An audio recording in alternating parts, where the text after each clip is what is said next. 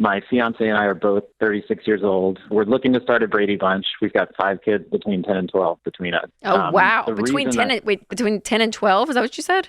Yeah, I have twin sons who are 11, and she has a 10-year-old, 11-year-old, and 12-year-old. Oh, my Wow, gosh. wow. That's going to be a house full. That's fun. Yeah, it's been really fun. So the reason I'm calling is because we have a pretty large difference in assets. And I think based on your advice, the advice would be that we should get a prenup. So I have roughly $12 million and she has roughly $50,000. And so we started the process of looking into a prenup, and it's been an emotional one. And I totally understand why. And I think especially we went through a questionnaire talking together about it. But then when we got the first draft back from my lawyer, that's when she's really not been feeling good about it. And I understand the concern. So, I mean, she feels like I wouldn't be fully entering the marriage in the same way that she is, because it feels like I'm holding assets separately off to the side. And I'm sensitive to that, and especially in some of the context of her former relationship.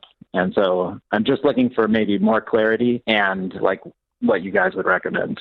Oh, man, this is a hard one because I think it is a wise decision to do one. And I say that even more. I have a friend who's going through not a great situation, and she came in with a lot more. And now he's just, it's just messy. It's messy. And there's a level, again, you're hoping and praying, obviously, that this is the one and that it's going to last a lifetime. Mm-hmm. But as you guys have experienced, there is a reality to all of this. And whenever any of us get married, right? I think there is okay, I'm choosing you for a reason and for a lifetime, but we also don't live under a rock and know that things change in life and situations come up. And unfortunately, some really hard things happen and does causes marriages to break up, right? To enter into divorce. And we don't want that. I think it can feel like the 12 million's off in this corner and we're never going to participate in it. But I think it comes into it's mine if something happens.